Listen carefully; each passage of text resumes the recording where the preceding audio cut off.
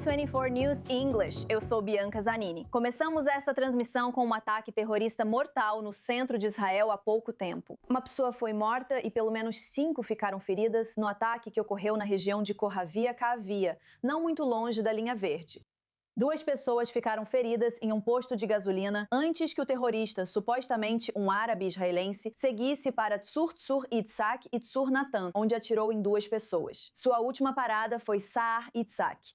As forças de segurança mataram o terrorista. As forças de defesa de Israel, FDI, afirmam que cercam várias aldeias palestinas na região e fecharam a passagem próxima para a Cisjordânia. Vamos ouvir o primeiro-ministro israelense Benjamin Netanyahu. Estamos combatendo o terrorismo em todas as frentes. Combatemos o terror em todas as frentes na Judéia e Samaria e na linha de separação. As forças de defesa de Israel, o Shin Bet e a polícia impedem centenas de ataques por ano, mas, infelizmente, nem todos. Esta manhã, um terrorista cruel saiu, chegou a Koshav Yair e, infelizmente, conseguiu, antes de ser eliminado, assassinar um cidadão israelense e ferir outros. Eu elogio as forças de segurança que agiram imediatamente contra o terrorista. Eu elogio os policiais de Israel que eliminaram o terrorista e também capturaram seu cúmplice. E aqui está mais do comissário de polícia Daniel Levy. Ele estupra, como dissemos, ele estupra. Um terrorista de Taibe realizou uma série de assassinatos em Israel. Policiais sob o comando de um comandante distrital reconheceram muito rapidamente que se tratava de um ataque terrorista e lidaram com a situação. Todo o sistema, incluindo o distrito da Judéia e Samaria, incluindo o distrito central, esteve envolvido no enfrentamento do ataque. E foi isso que levou à rápida neutralização do terrorista. O incidente chocou o país e também o ministro da Segurança Nacional de Israel, Itamar Ben-Gvir, se pronunciou. Meus pêsames à família do herói de Israel que caiu aqui. Não podemos dar detalhes, mas ele teve um papel, ele agiu e foi morto aqui. Rezamos pela segurança dos feridos, incluindo o coordenador dos serviços de segurança, um herói, e todos os heróis que estão lutando aqui. Este é um ato heróico da polícia, policiais heróicos que foram muito determinados e mataram o terrorista. É assim que queremos. Um terrorista morto no local, ou então, pela lei da pena de morte para terroristas. Acho que a polícia fez um bom trabalho e é exatamente isso que esperamos da polícia. Agora, para as últimas informações, vamos ao vivo com Joe Brown em Kohav Yair. Joe, você está aí no local, no primeiro local do ataque terrorista. Conte pra gente o que você sabe e quais são as informações mais recentes que estamos recebendo. Vou mostrar o trajeto exato do terrorista em Kohav Yair. Vou sair do quadro. Como podem ver, há certa agitação aqui. Este foi o primeiro local onde ele atacou civis israelenses. Há um grande grupo de imprensa ali, porque o líder do partido Juntos, Naftali Bennett, está aqui. Ele acabou de falar com membros da imprensa para dar sua opinião sobre o ataque. Mas foi aqui que tudo começou. Depois disso, o terrorista subiu por esta rua, entrou no McDonald's ali e feriu mais uma pessoa. Ainda há uma cena de sangue e as roupas rasgadas dele no chão do McDonald's, bem ali. E então ele não parou. Depois disso, ele seguiu pela rodovia aqui, a rodovia 5533. Ele conseguiu chegar a Tzur Itzhak e feriu mais 2 pessoas perto da entrada da comunidade. E então, ele foi em direção a Tzur Natan. E no caminho para Tzur Natan, ele conseguiu matar uma pessoa e ferir outra. Esta é a primeira morte de um ataque terrorista em Israel em 2026, até agora. Depois disso, o terrorista tentou atirar contra um assentamento na Cisjordânia logo após a linha verde. Tenha em mente que estamos na fronteira de Israel com a Cisjordânia aqui. Ele conseguiu atirar contra os seguranças lá. Os seguranças revidaram e o terrorista fugiu do local. Depois disso, as forças de segurança conseguiram encurralar o terrorista e o mataram. Tudo o que sabemos até agora sobre o agressor é que ele é um árabe israelense de Taibe. Ele conseguiu dirigir até aqui com placas israelenses. Ele é residente em Israel. E sabemos que outra pessoa em Taibe acabou de ser presa devido ao seu envolvimento com o ataque. Não sabemos os nomes do autor. Ainda não sabemos os nomes da vítima. Mesmo assim, poucas horas após o ataque, há forte presença de segurança aqui, com muitos policiais e soldados patrulhando o local. Vimos muitos helicópteros militares sobrevoando a área para garantir que não havia outros terroristas. Inicialmente, houve relatos de 2 terroristas envolvidos, mas isso não se confirmou. De acordo com o chefe de polícia, havia apenas uma pessoa envolvida. Essa pessoa foi morta, mas isso só aconteceu depois que ela conseguiu matar uma pessoa e ferir mais 5. Certo, Joe Brown, muito obrigada por essa atualização detalhada. Voltaremos a falar com você mais tarde. Muito obrigada. E agora vamos falar com o Dr. Yakov Seligman, cirurgião de trauma e socorrista de combate da United Hatzalah, que estava no local e fala conosco de Tzur Yitzhak. Muito obrigada por estar conosco hoje. Descreva para nós o que você viu no momento em que chegou ao local. Obrigado pelo convite. Infelizmente, é nessas circunstâncias. Sim, fui um dos primeiros a chegar aqui. Ataque terrorista no posto de gasolina e no McDonald's, como você viu. Depois, seguimos o rastro de sangue dele. Tudo parecia congelado no tempo. Todos viviam normalmente, abastecendo o carro e comendo no McDonald's. Esse terrorista terrível apareceu de repente e começou a atirar neles com sua metralhadora improvisada Carlo. Tudo meio que ficou como estava, os feridos no chão se contorcendo, tentando buscar segurança e abrigo. Civis armados revidando, tentando fazer o terrorista recuar, neutralizá-lo. Infelizmente, no primeiro local ele conseguiu continuar e seguiu atirando em Surit Haatz, Slat, onde encontrou algumas das forças de segurança das comunidades judaicas, que também revidaram. Como você disse, havia um do nosso lado que morreu. O nome ainda não foi divulgado. Graças a Deus, o terrorista morreu. Como você disse, estamos tentando descobrir se havia outro terrorista e garantir a segurança de todos em todas as comunidades judaicas. E o que mais te chamou a atenção na cena, quando tudo aconteceu? Desculpa.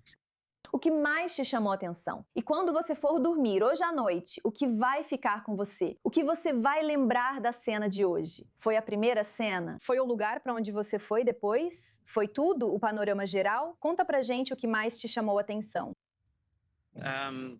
Mais me chamou a atenção, eu acho, foi que as pessoas estavam apenas vivendo suas vidas normalmente. Não faziam nada, não machucavam ninguém e foram simplesmente assassinadas a sangue frio por serem judias.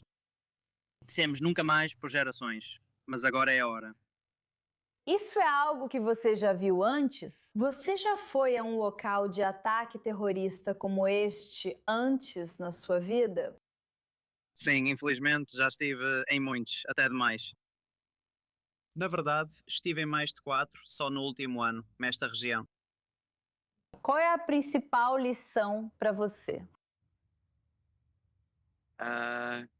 Que enquanto não houver segurança, enquanto houver terroristas entre nós, precisamos ficar atentos e tomar cuidado. É meio triste dizer, mas não dá para evitar quando eles trabalham e vivem entre nós. Certo, Dr. Yakov Seligman, muito obrigada por estar connosco e por nos visitar hoje. No estúdio estão a correspondente sénior do Oriente Médio da I24 News, Ariel Ozerant, e o analista de segurança e apresentador do Ross Handler Report, Yaakov Levin. Ariel, ele mencionou isso, o local. Quero dizer, geralmente, quando vimos incidentes terroristas nos últimos anos, eles acontecem na Cisjordânia. Isso foi logo além da linha verde, dentro da linha verde. O que a área ou a localização nos diz sobre esse incidente? Sim. Isso é mais uma vez um lembrete de que Israel não tem profundidade estratégica, que muitas de suas comunidades estão posicionadas ao lado da fronteira com a Cisjordânia, seja a poucos quilómetros. Isso não fica muito longe de, você sabe, também de Taibé. Também de. A tela aqui, o mapa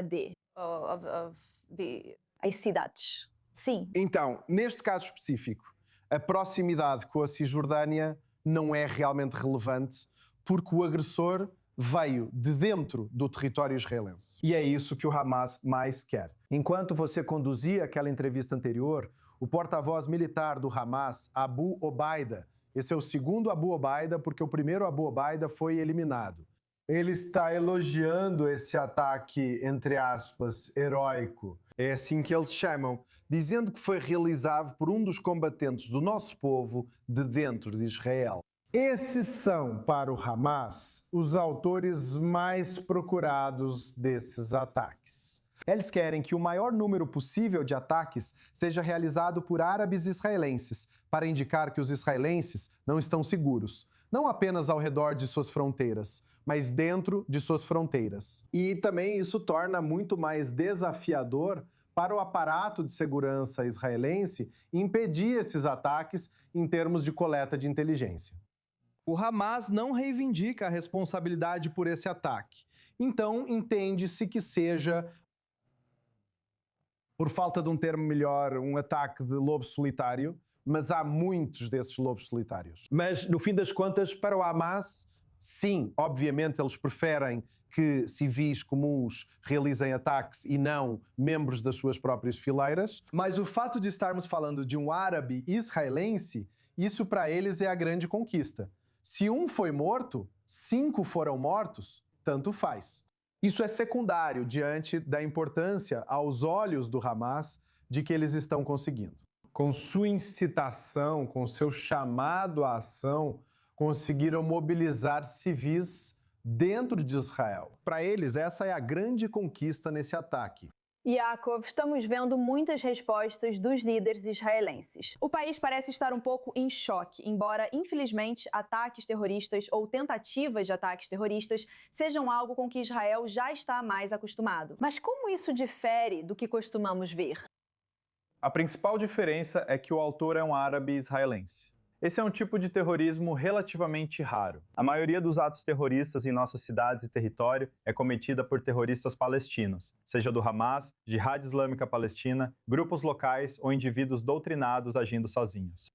Agora, o Shin Bet trabalha 24 horas por dia para prevenir e frustrar planos terroristas, muitas vezes ligados ao ISIS e às vezes ao Hamas e à Jihad Islâmica Palestina, entre os setores mais marginais da sociedade árabe israelense. Isso é algo sobre o qual eles alertam toda vez que fazem uma dessas prisões. Eles dizem que estão monitorando a situação e continuam preocupados com isso. Então veja, por um lado, é importante saber que temos 2 milhões de árabes israelenses aqui, cidadãos, e a grande maioria deles não tem absolutamente nada a ver com terrorismo, não quer ter nada a ver com terrorismo. Mas porque alguns dos jovens dessa comunidade são expostos à doutrinação jihadista, especialmente online, e muitas vezes é assim que encontram essas pessoas, existe o risco de esse tipo de incidente acontecer. Agora, sabemos que ele usou uma submetralhadora Carlo. Essa é uma arma improvisada que é feita em oficinas na Cisjordânia. Ela também é usada por grupos terroristas palestinos. Por isso, o Shin Bet quer saber quem forneceu a arma a ele. Isso faz parte de uma célula terrorista ou ele agiu sozinho? Essas são as principais perguntas que tentarão responder agora. Acredito que, com o avanço da investigação, teremos mais respostas.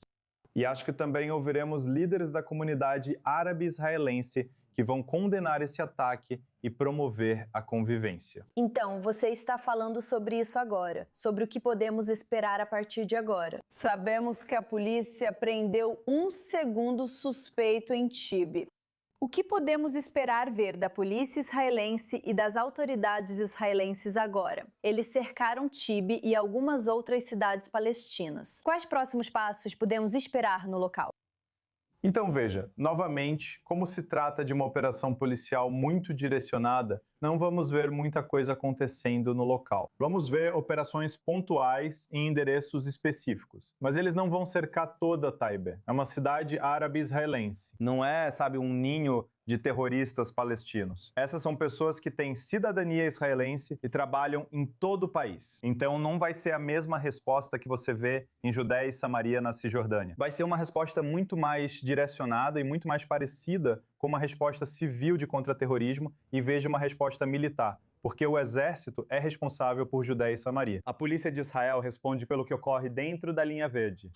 E o Shin Bet investiga tudo isso. Então o Shin Bet vai liderar, são eles que vão enviar a polícia para vários endereços, são eles que vão conduzir essa investigação e vão cooperar com a polícia israelense no local, instruindo-os sobre o que fazer em seguida, enquanto reconstituem aos poucos a investigação. Certo, obrigada. Fiquem conosco para mais informações. Acaba de chegar ataques israelenses nos subúrbios do sul de Beirute. O Hezbollah disparou ao menos 2 foguetes contra o norte de Israel hoje, pela primeira vez desde o novo cessar-fogo acordado entre Israel e Líbano na última quarta-feira. Os foguetes foram interceptados e não houve feridos, mas isso representa uma escalada que ameaça o frágil cessar-fogo mediado pelos Estados Unidos. Pelo acordo, Israel se comprometeria a não realizar ofensivas mais amplas contra Beirute, em troca de o Hezbollah parar os ataques contra Israel e deixar as áreas ao sul do rio Litani. Enquanto isso, 2 soldados israelenses foram mortos no fim de semana em incidentes separados no sul do Líbano, onde os combates com o Hezbollah continuam. Sargento Ohad Yari, de 21 anos, de Givatayim, e capitã Shahar Ganla, de 23 anos, de Natu. E ainda no estúdio comigo estão Yaakov Lapin e Ariel Ozeran. Ariel, o quanto isso representa uma escalada? Quero dizer, vimos esses 2 lançamentos de foguetes do Hezbollah contra Israel esta manhã. E agora estamos ouvindo relatos de ataques nos subúrbios de Beirute. O que isso significa? Sim, então isso é mais do que apenas relatos. O primeiro-ministro Netanyahu e o ministro da Defesa Israel Katz emitiram um comunicado e estamos vendo ao vivo. Imagens de Beirute na tela, desculpe. Sim, não. Emitiram uma declaração conjunta confirmando que ordenaram às forças de defesa de Israel que realizassem ataques contra a sede do Hezbollah e comandantes séniores nos subúrbios do sul de Beirute. Esse é o reduto do Hezbollah, justamente na região sul da capital libanesa. Já na semana passada, o primeiro-ministro Netanyahu disse que qualquer ataque do Hezbollah ao território israelense provocará uma resposta, como ataques de retaliação nos subúrbios do sul de Beirute. Houveram vários incidentes em que o território israelense foi atacado e não houve ataques em Dahia. Então, é isso que estamos vendo agora.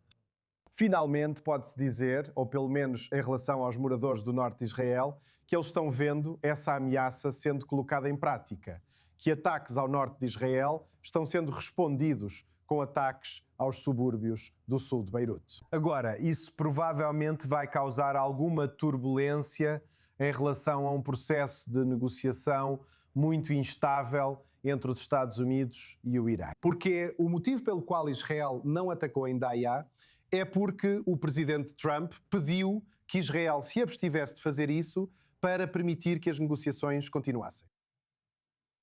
A aparência de progresso ou a chance de progresso nas conversas com o Irã, porque o Irã fez a exigência de que qualquer cessar-fogo com os Estados Unidos deve incluir um cessar-fogo no Líbano. E assim, o presidente Trump, em vez de tentar incluir todo o sul do Líbano, todo o Líbano, limitou isso a Beirute. Mas agora estamos vendo que, com essas violações contínuas por parte do Hezbollah, que disse que não vai aderir e não adere, que rejeitam o cessar-fogo mediado pelos Estados Unidos entre Israel e Líbano e continuam não apenas atacando as forças israelenses no sul do Líbano, mas também atacando o território israelense. Então agora estamos vendo que Israel está sinalizando, traçando uma linha vermelha e dizendo que basta. Israel absorveu esses ataques, mas pelo fato de continuarem, agora Israel está partindo para a ofensiva em Dahia. Yaakov, quer dizer, não é surpresa que Israel esteja dizendo que basta e respondendo. Quer dizer, eles disseram que fariam isso. E aqui estamos nós. Mas o Hezbollah está apenas instigando Israel a isso? Quero dizer, há algo mais que Israel poderia fazer para não permitir que isso escalasse? Ou isso faz parte dessa nova realidade em que o Hezbollah não está aceitando o cessar-fogo? E por isso não vai se manter. O Hezbollah cumpre seu propósito original: impedir a real soberania do Líbano, atuando como extensão da Revolução Islâmica iraniana, e manter essa área em estado de conflito, aterrorizar o norte e tentar tornar o norte inabitável. É por isso que o Irã criou o Hezbollah, e o Hezbollah rejeita a ideia de que o governo libanês e o governo israelense possam chegar a um cessar-fogo que basicamente coloca a responsabilidade pela situação atual no Hezbollah. De várias formas, o Hezbollah está encurralado, pois onde quer que olhem, a situação piora para eles. Eles têm um inimigo na Síria, veem um Israel mais assertivo, perderam grande parte do poder de fogo e agora perdem legitimidade no Líbano.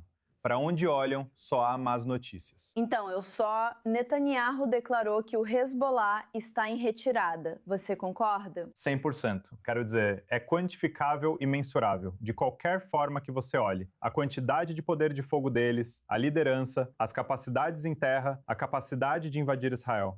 Tudo isso foi fortemente abalado. Por isso, eles partem para o ataque com receio de se tornarem irrelevantes. Eles agem sob ordens do Irã para sabotar tentativas de Israel e Líbano de buscar um futuro sensato.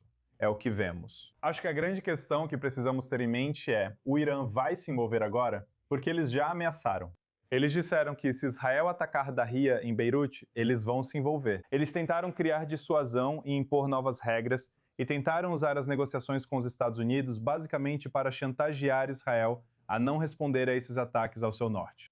Israel disse que não há mais regras. Esses dias acabaram. Estamos vendo o resultado em Darria agora. E agora, acho que precisamos observar o Irã bem de perto, porque sua ameaça de se envolver foi desafiada e eles vão ter que tomar algumas decisões importantes agora.